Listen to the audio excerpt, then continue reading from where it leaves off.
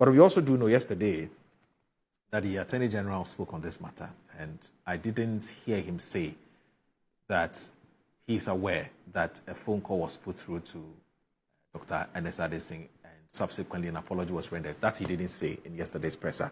But what do you also know about this Dr. Addison matter? What I know is that there was no read anywhere. Okay. There was no read? There was no read anywhere.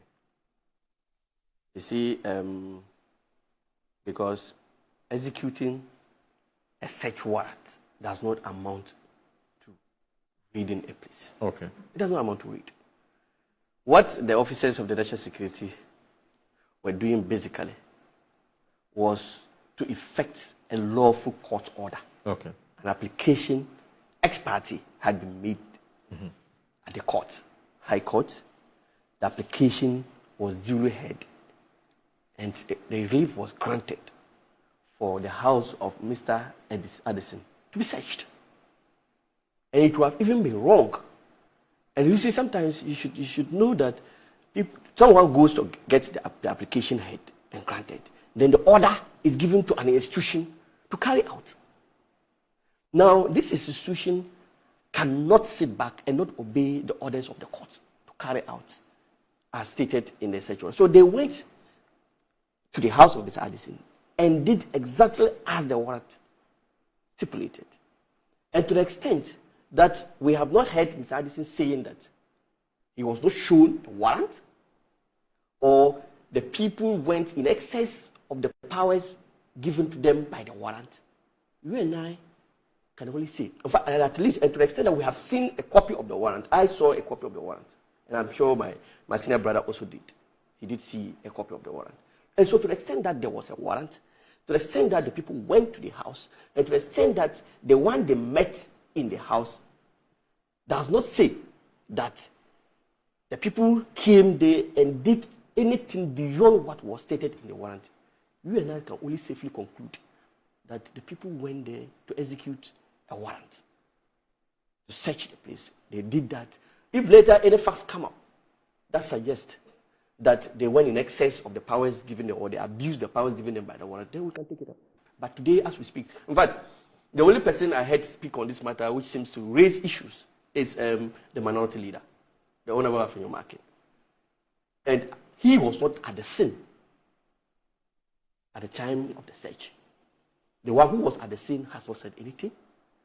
And Moro, let me also say that I have not heard anywhere officially that there was ever a call placed to Mr. Addison to apologize for anything. I have not seen it anywhere. I have not heard it anywhere.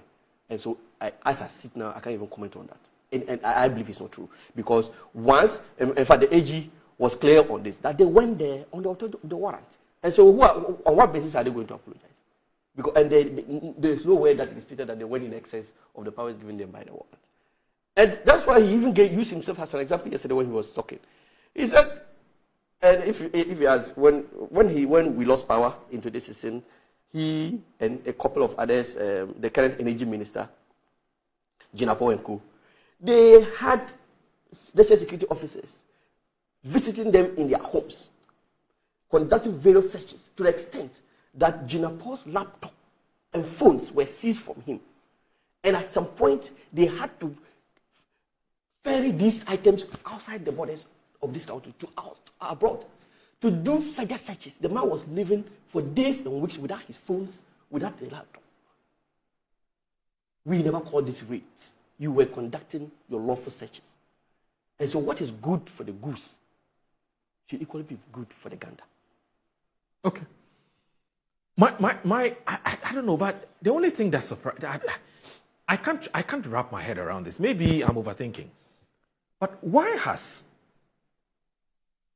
Dr. Ernest Addison or his legal team been quiet in the midst of all this back and forth? I say this, you say this. Yep. Claims and counterclaims. I would have expected ordinarily his lawyer should come out and set the record straight. Mm-hmm. Because yesterday when you listened to Dominic Ayeni, he said, if you dare me, I'll play a tape recording of what he said, of what the man said. And now all of us are wondering exactly what Dr. Addison said. Yes. You know, and that it is rather the minority, and of course, to a larger extent, the NPP that's taking this matter up. Crying more than the bereaved. And the man himself is quiet. I don't understand. But anyway, let me just do this quickly before you come in, Richard. So there's another regular view of the show. He's called Niyama Matthew. It's quite popular on social media. He says, more Richard Ahagba is not abreast with international standard when it comes to AG addressing the general public on state investigation cases. Let me provide him with this information. One, the FBI and the DoG, I think there's a Department of Justice, I believe so, of the US usually give three types of information. One, rarely used, but they do it through press conferences, announce very important investigations. Two, they update the public through press conferences on investigations, often done regularly when it involves terrorist attack or attack on high-profile persons like that of the President Trump. Three, they give details in a press conference of the case when they charge the suspects the morning before they are filed in court. So this is where perhaps Richard would disagree with you that once you've not charged the person, why talk plenty? So, but anyway, but it says they are filed in court. Remember, suspects are charged at the arresting institution's office and not at the court. Prosecutors only file the charges in court. So that's the Niyama Matthew. And Ebo Bachman, I'm sure he's a very good friend, yes, of the, what's the name? Alliance for, what's Alan's... Movement for Change, yes, it's escaped me. He says, I respectfully disagree with Richard. If the Attorney General has violated any law, he should specify it. Otherwise, his remarks should be regarded as mere opinion. We must stop shielding criminals under the guise of the rule of law when they heartlessly steal from the people. Anyone suspected or found guilty of plundering a nation must face the full rigors of the law or the full force of the law. Good morning. Thank you, Ebo Bachman, for that. Musa Abatwa says, and then Soham says, a good and prudent opposition doesn't always criticize for criticizing sake. That's exactly what Richard Ahagba is doing. At least, AG updated the public regarding seeking accountability from past and present government officials. I'm urging him to go further to ensure accountability and prosecute those who misappropriated public funds with impunity and also name the said MP whom money was given to kill the story on the Fourth Estate relating to NSS ghost name scandal. Congratulations to Black Stars. Research agenda is on course. Now, the good news is that Honorable Abdul Fattah Al-Hassan says he will tell us the MP. So we're waiting with bated breath to tell us exactly who the person is. Now, Kofi Busiapenyi also sends a message. It says, Richard should go and advise Afenyo, who wrongly accused national security operators as hungry NDC full soldiers who stole 10,000 CDs and jewelry from Dr. Addison's house. And also says, good morning. You see who is talking about law here. Richard Ahagba is too rich to talk about law and procedures. No, the man says it's a common floor member. Please don't do that. Is he not the one who openly admitted at the studios of Metro TV that he voted in 2020 presidential and parliamentary elections, even though his name wasn't in the register? And he says he wants to take Richard Ahagba to court. All right, so we'll see how that pans out. But Maclean said it has become increasingly evident that Galamsey activities has escalated significantly beyond the previous level.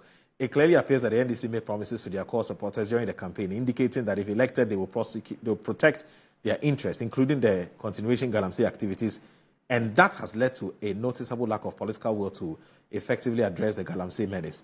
Given the current situation, it's clear that the fight against illegal mining is facing substantial challenges and may not see the light of day. Let me end with this from Carlos, a very good friend of mine from Odududu. He says, good morning. The opposition NPP are struggling to explain themselves due to their bad governance. Look at how Richard Ahagba from the MP is sweating. Tell him he can shout to the highest heavens, but they will be held accountable for their corruption.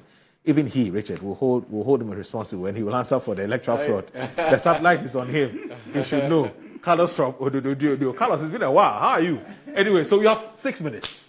And then we'll wrap up. We'll wrap it all up. 6 minutes. Yes, that's fine. That's fine. That's an abuse. Oh, no, I apologize for that, sir. I apologize.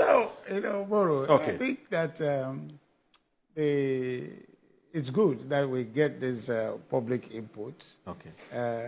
So that, the one on the international standard, you have answered that question. But you see, the NDC cannot be saved by the relapse to the past and say, oh, the Georgina Paul, Dr. Aine was searched and all. What they are doing is lawless. They started with Kenoforiata when there no search warrant. They went there, invaded the place, Rambo style, did all they want to do, and left. The same pattern is what they have repeated at the governor's house. Okay. Except that this time they did one thing they didn't do when they went to Kenoforiata's house. is to dismantle the cameras so we don't see what they did. You know, Ken Ofori-Atta's house, they didn't touch the cameras. So we saw everything. They are coming in, all the things they were doing. We saw it. Without warrant, they went to snoop in people's houses illegally. Okay? To the extent majority leader would have to come and apologize for that. But that is not sufficient.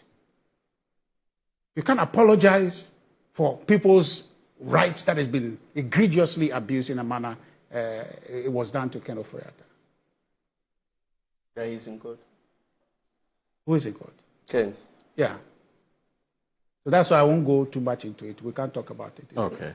So they went to repeat the same thing in Governor Addison's house. This time they have learned the lessons, dismantled the cameras. Now, if you have an order that guides you to do a specific thing, because you don't go to obtain a warrant to just go on a wild goose chase. You must demonstrate reason for the search to warrant its issuance or grant. Okay. So that you don't just go there, okay, so grant me a warrant, let me go to Moro's house, maybe I'll find something of investigative value. So give me a warrant, let me go. Nobody will give you that. Okay? But they went there, did all manner of things that I don't think was covered under the warrant that is circulating. It's an abuse. You see, what is wrong with the AG is that he thinks that when he comes to say it is not against the law, then it's okay. He's not the Supreme Court. Okay? He is not the Supreme Court to interpret our laws for us. So he shouldn't, and him and his deputy should not think that when they come to say, oh, it's not against the law, and they get one or two lawyers or lecturers to come and say, oh, it's not against the law, then that's it. No, they are not the Supreme Court. Our Constitution is deliberate. They are not the Supreme Court. So all these things that he's doing, for me, is completely unacceptable and is rendering His Excellency John Dramani Mahama's administration lawless. You see, these things that are happening, in all fairness, I would agree with you, that is not consistent with the character and nature of the president that we know. Okay? Under normal circumstances, that will not be his posture. But you see, somebody must make this point so that he gets to know that his people are abusing that power. All these appointments that are coming, they are reversing people. They are appointing people and reversing. Do you know who is doing it? Some people are doing it without his express approval. When he learns about it, it has to be reversed. It has to be reversed. So people abuse power. Well, you tell me why. So you think that President Mahama doesn't know what he's doing? So you appoint this person tomorrow, change it tomorrow. That's even worse, if that's the argument you want to make. That he doesn't know what he's doing. That he will appoint people here. Oh, no, change it. Like, this is a man who's been president before, who we are told that is experienced, that we want experience. Is that not the case? That's what they told us, that he will hit the ground running. Even though he wants honeymoon, that he asked us to give him honeymoon. But they told us that he can do it. He's better than Dr. Mahmoud Bawumia. He can do it. He's experienced. So is this the experience? Appoint one here today, change tomorrow, here today, change tomorrow. Is that it? So there are some people in there who are messing up. That's my version of it. But if he thinks that is the president himself, that is not decisive, then that's okay. That's he didn't say that. But my point is that there are people in there. No, fine. So there are people in there who are causing this mess. So when we come, when we come here, we say it in good faith. So we are not criticizing for the sake of criticism. Richard, unfortunately, I'm coming. Just 1 second. Let me just drop for you. So we're not criticizing for the sake of it. We are criticizing to draw attention. Because we think that the president's nature and demeanor is at variance with the lawlessness that his Attorney General is exhibiting. Thank you very much.